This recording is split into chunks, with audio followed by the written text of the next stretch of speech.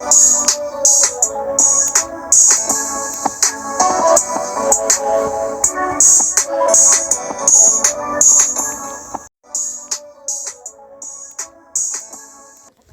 Everyone, কি অবস্থা সবার?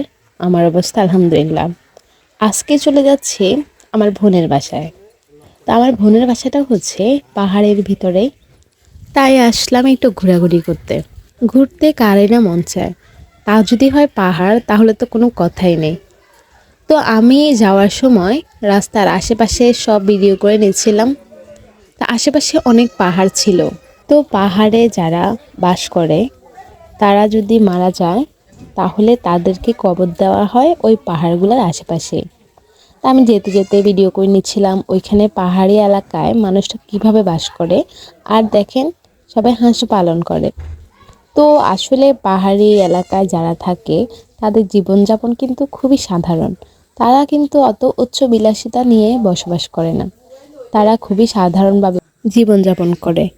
ভিডিওটা অনেক নড়ছিল, কেননা পাহাড়ি রাস্তায় আমি প্রথম হাঁটলাম, তো তাই মোবাইলটা অনেক নড়ছিল আর আমার হাতও কাঁপছিল। অনেকক্ষণ ধরে হাঁটতে হাঁটতে পুরো ক্লান্ত হয়ে গেলাম।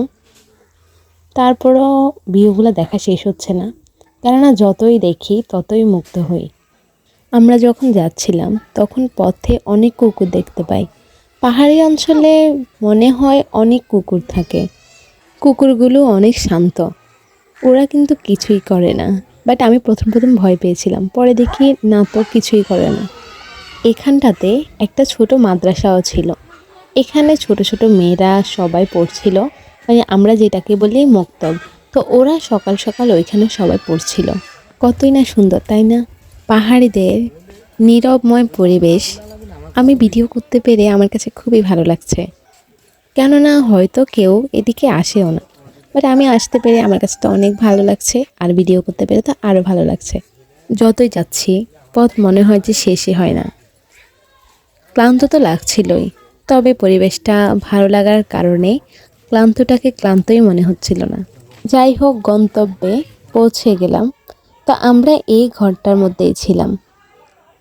তো এই ঘরটাও কিন্তু পাহাড়ের উপরেই ছিল, মানে পাহাড় কেটে ঘরগুলা বানানো। তো দেখতেই পাচ্ছেন আমি কিভাবে এখান থেকে নামছি। আমি প্রথম প্রথম একটু ভয় পেয়েছিলাম, পরে আর ভয় লাগেনি। তো ওনারা কিভাবে বাস করে জানি না। ওনাদেরকে যখন জিজ্ঞাসা করলাম কিভাবে আপনারা থাকছেন, ওনারা কিন্তু খুব হাসি মুখে বলে খুব হ্যাপিভাবেই আমরা এখানে জীবনযাপন করছি। মানে কোনো চিৎকার নেই, চেঁচামেচি নেই, নিজেরা নিজেদের মতো করেই আছে। তো আমি চলে আসলাম আমার আপুর বাসায়। মূলত এখানেই আমরা এসেছিলাম। আমি যতটুকুই পারলাম ততটুকুই ভিডিও করে নিলাম, যেন আমি আপনাদের সাথে তা শেয়ার করতে পারি। পাহাড়ের জায়গাটা আমার কাছে সবচেয়ে বেশি ভয়ঙ্কর লেগেছে কি জানেন? আমার কাছে সবচেয়ে বেশি ভয়ঙ্কর লেগেছে এই যে একটার উপরে একটা ঘর। জানি না কিভাবে যে থাকা হয় এখানে। আমি মনে করি যদি বৃষ্টিতে ঘরগুলো ভেঙে পড়ে, যদি কোনো প্রবলেম হয়, কিন্তু ওনারা বলে এরকম কিছুই হয় না। আর ওইখানে সিঁড়িগুলো ছিল মাটির। আমরা বাড়িতে যখন একটু বৃষ্টি হয় তখনই মনে হয় যে পড়ে যাব। কিন্তু ওনারা ওই পাহাড়ে কিভাবে উঠে বর্ষার সময়, তা কল্পনা করলেই আমার খুব ভয় লাগে। কিন্তু ওনারা বলে কোনো অসুবিধাই হয় না। যাই হোক, আল্লাহ এক একজনকে এক এক জিনিসের ক্ষমতা দিয়েছে, হতে পারে এটাও ওনাদের একটা ক্ষমতা। আজ এই পর্যন্তই, আল্লাহ হাফেজ।